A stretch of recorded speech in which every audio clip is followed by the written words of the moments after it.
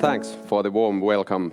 My name is Matias Mesia, and I was the coordinator of this case. And I've been slightly over 5 years at local National Cybersecurity Center, so coordinating things, people, cases, and so on for after COVID-19. Agenda today is to show you the timeline of the case, Helsinki, from NCSC point of view. Then I have some technical details about the case, because I got lucky. Last Tuesday was an investigation report public date for Helsinki, so I have a lot of public data for you about the case. There's a 92-page long report, English also available. And of course, I'm telling what we did in the case or in similar cases, and what are the lessons learned from case Helsinki. So let's start. This is my only NCSC slide, so you are not going to be bored with our organizational charts. Founded in 2014, but CERT FI is founded in 2002, so over 20 years of CCERT in Finland. And special cases, 18 last year. So Helsinki is, of course, one of them. The submarine cable incidents, DDoSes against the biggest bank in Nordics, some election monitoring, and so on. So when we start a special case, it's usually a big case which needs its own organization, coordinator, and so on. So Helsinki is one of the biggest cases last year, if not the biggest. And for you to get a perspective about how big organization we are talking about, Helsinki is the biggest employer in Finland. And it got 12% of the Finnish population. So we are talking about a capital, but also a really big employer. So you can compare that to your organization or your country, how big this incident would be in your country. But straight to the timeline. So nearly a year ago, over a year ago, at the end of April, Helsinki files a report voluntarily from our website that there has been a data breach. They are thinking that it is because of a VPN device breach, and they are investigating it with their ICT service provider. So at the time, there is no information or knowledge about things getting bigger. But they informed their employees on internet or email or something like that. So of course, media gets a hint of the case. So this is one of the biggest tabloid medias in Finland. And of course, there is a citate from Helsinki that there is traffic from Russia. And we are the neighbors of Russia, so you know that media loves this kind of information. But at the time, I thought that this is only one Russian IP in somewhat firewall logs. So it doesn't matter if it's a Russian IP or US IP or Finnish IP at the time, but it's on the headlines. And of course, after that, Helsinki have to provide public information in their website about the case. And at the time, there is obtained the usernames and email addresses of the division staff and students. So nothing big still. And the breach was against education division. And cooperation starts, of course it started when Helsinki filed the report to NCSC FI, but it was a daily briefings and asking what's going on and so on from our perspective. There's a nice animation. Yeah. After a week, Helsinki finds out that there's data stolen. So I think it sounds familiar to you also that there's a data breach, and when the investigation is going on, they are going to find out that there is data stolen. You know the case, it's usual. A lot, yeah, a lot. And when there's a lot of data stolen from public sector organization, from city, from the biggest employer in your country, capital, you have to plan what you are going to tell to media. And Helsinki started to build up a press conference on next week, next Monday. And at the time, they identified that it was this VPN device there. So active cooperation starts. Helsinki bought a digital forensics and incident response company to help them with the case. And we did a lot of cooperation with them and Helsinki. We created channels, chat rooms for fast way to share information with them.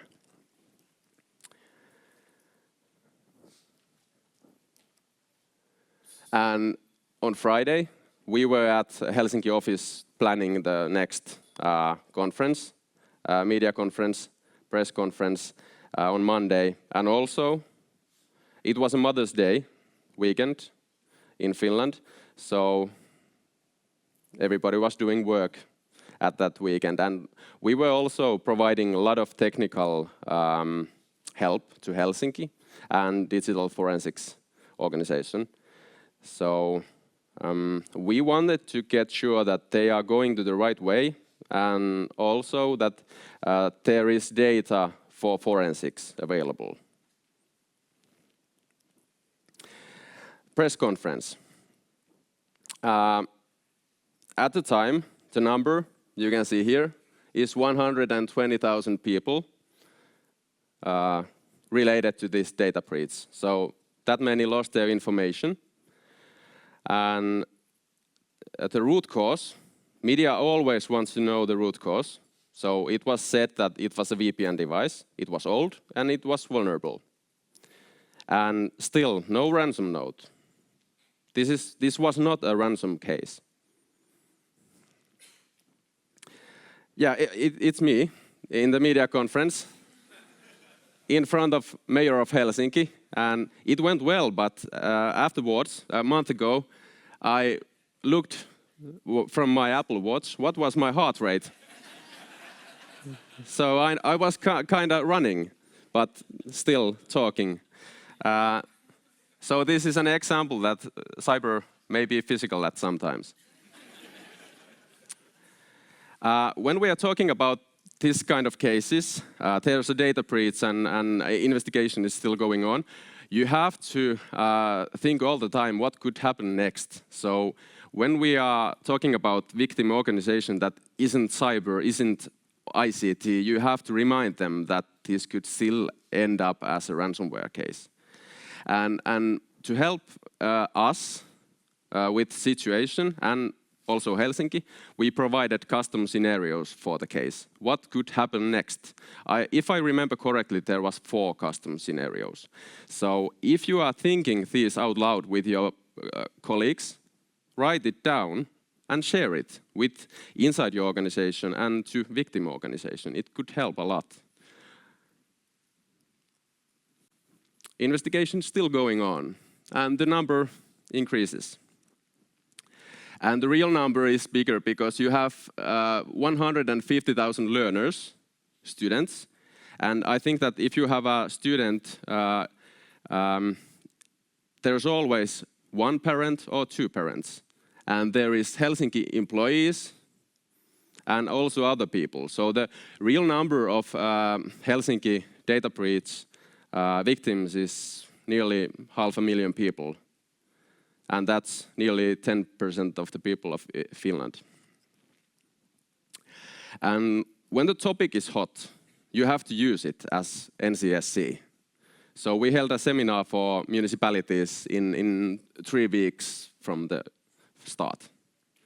So that is a good place to remind people that there are VPN devices that are old and so on.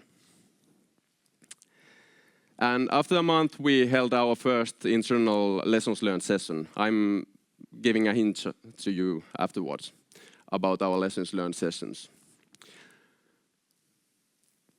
And still, after the case,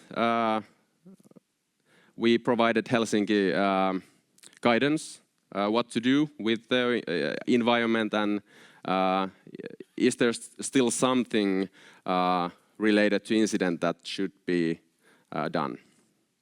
And we were active from the start in Helsinki Teams session, and this is, of course, big case for us that we can see what's going on inside the organization. So it's not always that we as a NCSC get to major incident management Teams sessions with victim organizations. So it was a nice thing to do from Helsinki, that invite us to their internal Teams meetings. And we are not to steal time. We are asking 1 or 2 questions in those kind of meetings. And yeah, summer holidays, but also the case calms down. There is always fires in other places in your country, so you cannot spend all your resources at one case, even it's a big one. So you have to calm the case down. And this was the first cyber case the Finnish Safety Investigation Authority investigated. And this was the report I was referring to. So last Tuesday, they revealed the report, public report, 92 pages, about a lot of technical details and so on. So it's available for you also.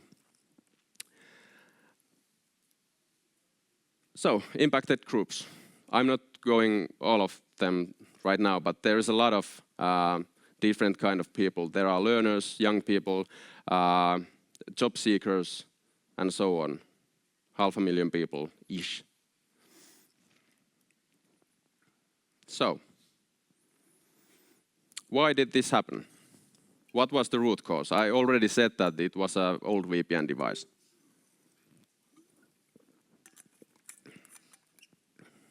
I have a picture of the device. That's why I'm waiting. It's a Cisco ASA SSL VPN. I think it's familiar to you, and I think there has been ransomware incidents in your country related to these devices.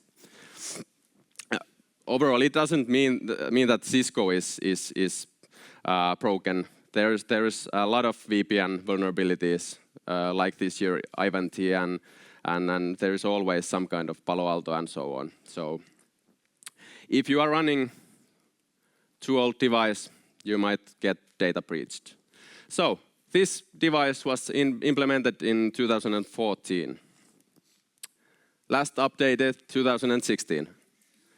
And the people responsible left the organization in 2014. So overall, this could happen to any organization and in your country too. So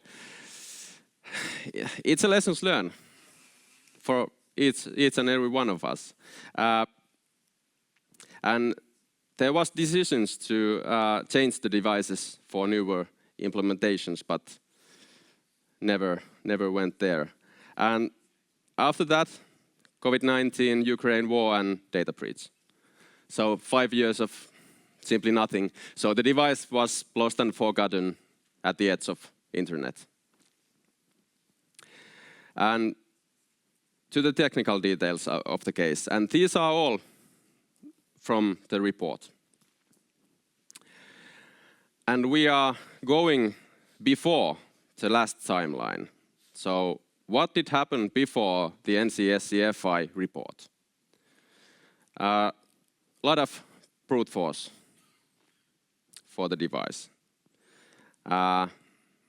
Cisco ASA crashed because attacker used vulnerability against it. No logging, no alerts about this one. 4 days, 5 days before Helsinki finds out about the data breach, what happened? Yeah. Attacker starts the data breach. A lot of scanning to 10,000 IP addresses. no visibility or alerts about this one. Attacker logged to the server environment, medium alert. But there was a failure at the ticket system of the ICT provider, so the medium alert never went to Helsinki at this date.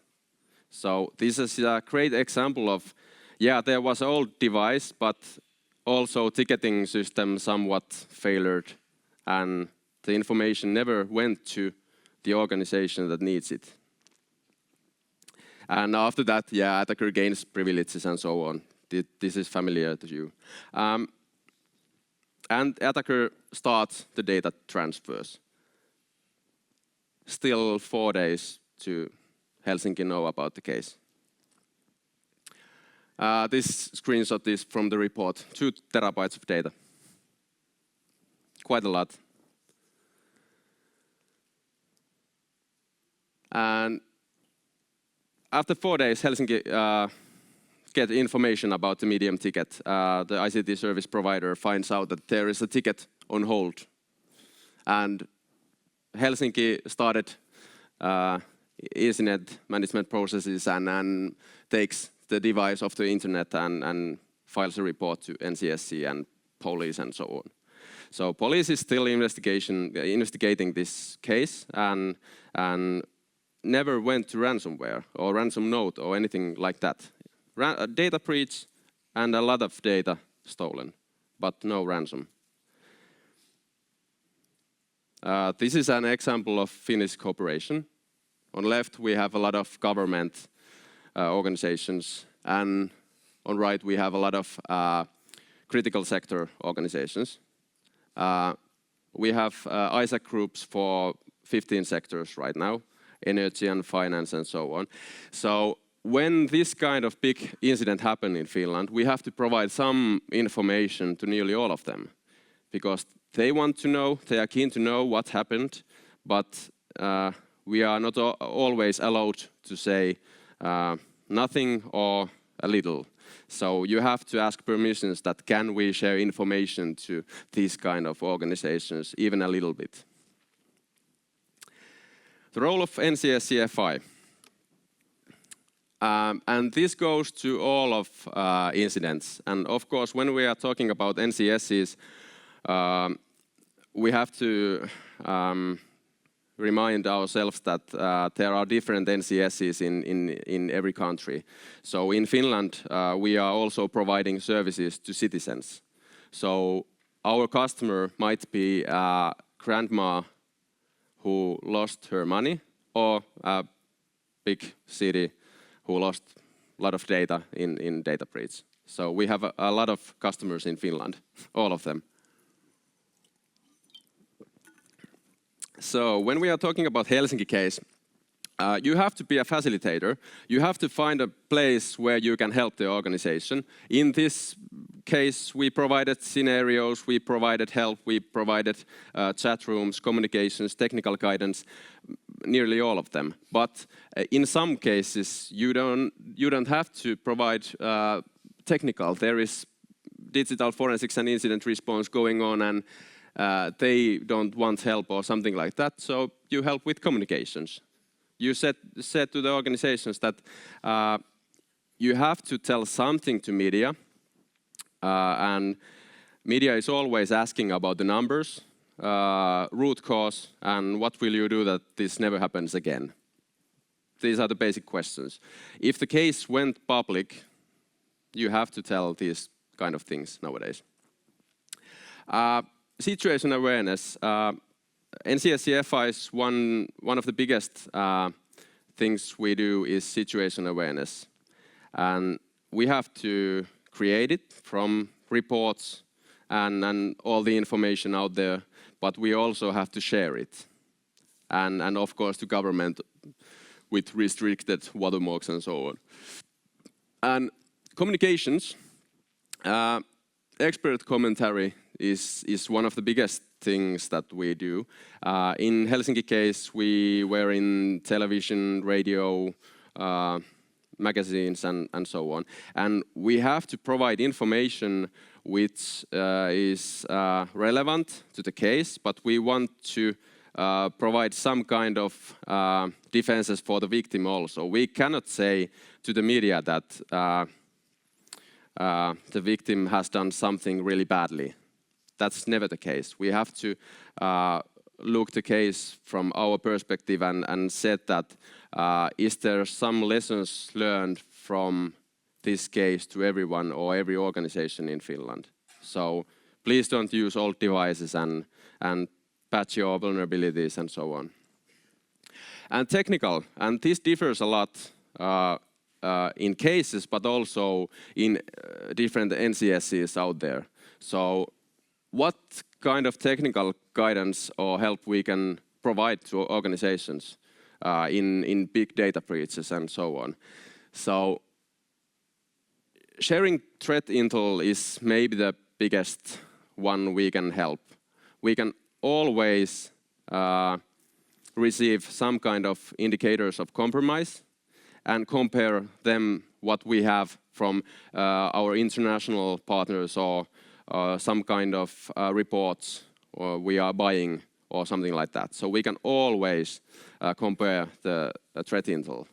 And of course we can try to help technically with digital forensics. We can receive image from Cisco or Ivanti device or something like that and provide some kind of forensics for that device if we can and have the resources. And share technical details also. You can always share technical details, IOCs with TLP, Amber, Strict or something like that to your critical sector or international partners. And the special case, it's really a major incident management if we are talking about the private sector. But there is no new things for you, but the biggest and the hardest parts are always the start and the end. So when do we recognize a special case? Helsinki was first data breach, maybe some kind of usernames leaked, and they are investigating it. So it wasn't a special case at first. And when we are going to the reports and lessons learned phase, usually people don't want to use time there or they run to do something else. So you have to provide and facilitate documents and some kind of documents for technical people that put your information here. So we get a report about the case and also lessons learned is one key that you have to provide meetings, Teams meetings or Skype meetings and ask people come there. So you can discuss about the lessons learned. And about Helsinki case, we held 5 different lessons learned cases. One for leadership, one for coordination, one for technical, one for law, one for communications. From 1 hour to 2 hours. And if I remember correctly, there was over 70 lines in Excel about different lessons learned. And I gathered some of them here, so these are from upper level. But how do we recognize a special case? It really isn't that easy. Because when you start a special case or major incident management case, you build up a case organization. And that's how it gets running. But you have to recognize what's a special case and what's not. And one thing is, do we have a technical environment for digital forensics and incident response as NCSC? Is one laptop enough, or do we have a need for some kind of environment, physical environment or cloud or something like that? And one thing was application to use when coordinating a case. Application or service. Do you use notepads for case? Do you use Wikipedia, Confluence? What do you use? You have to use something new from notepads. And we are still trying to learn what is the best way to coordinate this kind of big cases. And this is a small SWOT table from the case, but also from the special cases. And the strengths are always the same. If there are experienced people at the organization that has been in special cases before, the strengths are there. So there is calmness, cooperation, experience, flexibility, organizing. But weaknesses, things personify. So, yeah. And one thing that we find out from Case Helsinki is that there's a lot of information. Some of that is restricted, some is in public, and you're sharing information to victim, digital forensics and incident response company, government, public sector, critical sector, media, at your website. There's a lot of stuff going on. The information management and sharing, it isn't really that easy. So you have to create some kind of documentation all the time, but if it's in Microsoft Word or Notepad, it's not that usable. And this is my last slide. I wanted to provide my living room view for you before the Case Helsinki.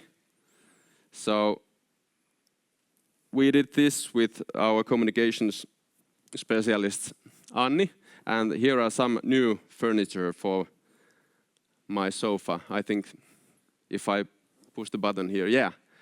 Keep your chats clean. So if it's Mattermost or Teams or Slack, if you have a case channel, sorry, no memes there and no chit-chatting. You have to talk about the case and not more. And in Helsinki we have a chat room for the case overall. We have a chat for communications, and we have a chat room for technical people. So you have to create your own chat rooms also for the case.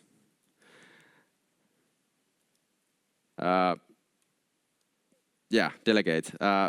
When you're a coordinator of a case, you have to have people who you trust, and you have to delegate things, or you are doing it all by yourself at the evenings and weekends. So you have to delegate and start to learn delegating things.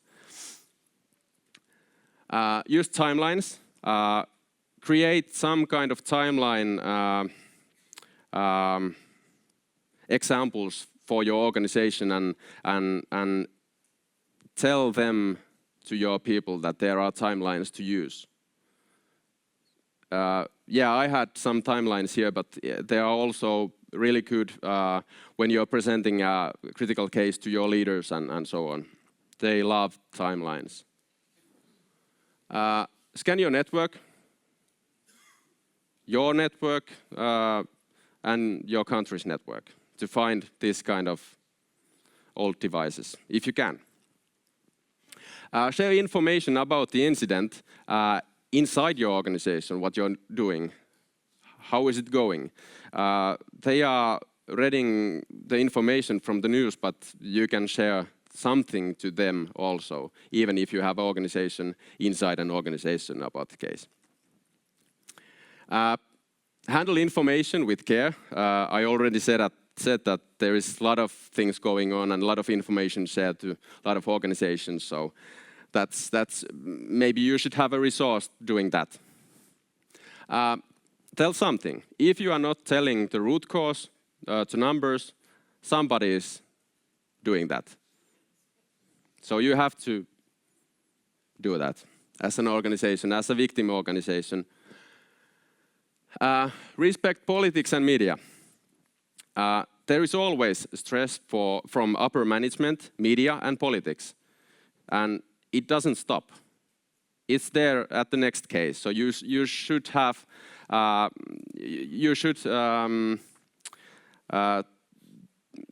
just respect it and do something better next time with that kind of stuff. And cooperation is the key. Share something to people, and I'm here to share the incident for you guys. Thanks. Yeah.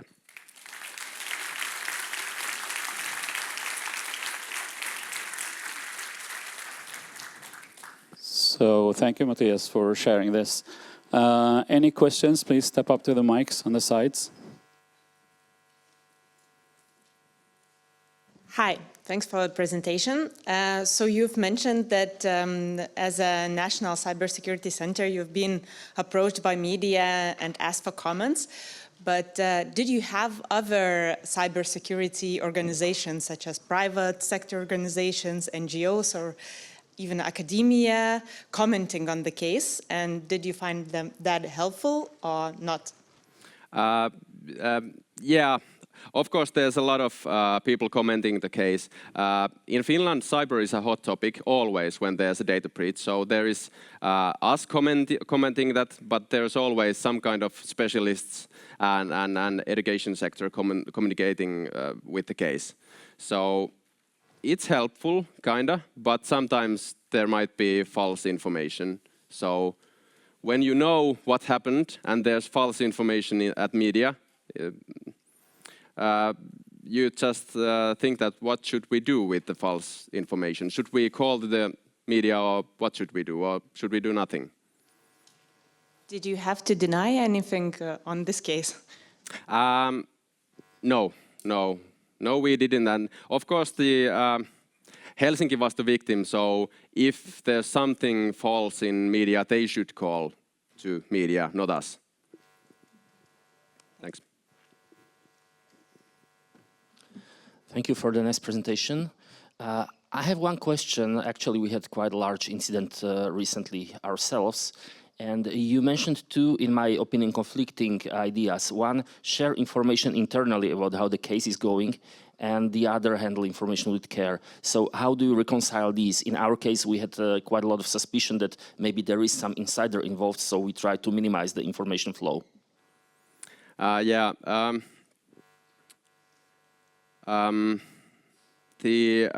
CSERT isn't the only thing we are doing as NCSC. So we have to share information internally for our people, in our agency, so they know that what's happening. It's kind of boring that they have to read from the papers about the case that their colleagues are doing. So that is one thing, but also one thing is that we are under the Ministry of Transport and Communications, so we have to share information to Ministry also, that our Minister of Transport and Communications won't get a phone call from media and she won't know what happened during the case. So I think that are the cases in Finland. And yeah, understood. Thank you very much. Thanks.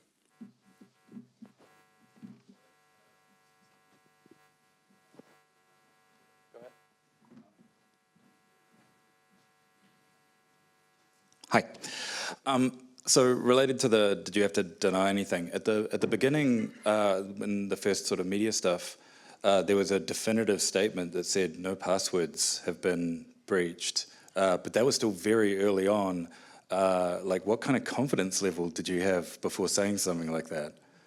Yeah, it was the victim who said that. So when there was a data breach and the victim says to you that they are investigating it with the ICT service provider, you have to trust them, but you have to ask them the right questions, that is it really that? And when there was not a lot of monitoring and logging in Helsinki environment at that time, there was no information about the case before they found out about the data leak. So we had to trust them at the time. So it's really hard. Yeah. Okay. Yeah. Cool. Thank you. Thanks.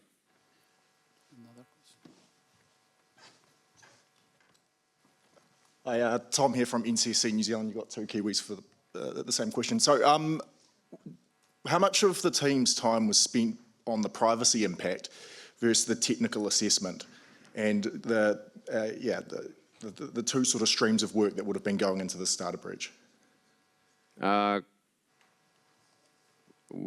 So how much of the total incident time was spent dealing with the privacy incident and the fallout of all the data being breached versus the technical component of the data? I think nearly half.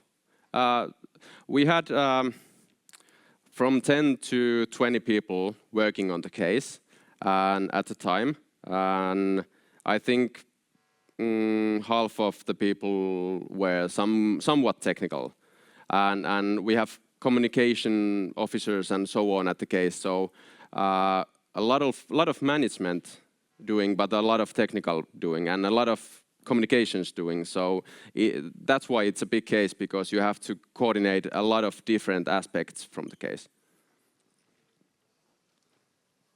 Yeah, last question. Thank you. You mentioned that one of the key things for you was also to develop the situational awareness, connecting dots. Can you a little bit elaborate more on the process of that and what specifically you did in terms of maybe specific reports that you provided to the constituents and to the stakeholders? About the case, especially? Yes. Yeah. You have to create some kind of main page, if it's a wiki or Confluence or something like that, and you have to create a page for the information that we've had from the city, but also when you start to get some kind of indicators of compromise and so on, you have to compare them to reports and so on. You have to try to find something related to ransomware or different actors or something like that. So that's one of the key pieces of situation awareness. But also you have to read all the media articles, what they are saying about Helsinki, what kind of interviews Helsinki is giving about the case. So we know that what's public information now. So we can use the same lines that there has been no ransom notes. We cannot say that first. Helsinki has to say that. So you have to build a lot of different things related to situation awareness, from technical to media to more governance stuff related to like in what kind of meetings our leaders has to go related to Helsinki. There was like a need for briefing for our minister. So you have to give situation awareness to our leader who is visiting minister in 1 hour. So there is a lot of different cases and different stuff. Okay, thank you all for attending, and please don't forget to give your feedback on the session. And very thank you, Matthias, for sharing. Thanks.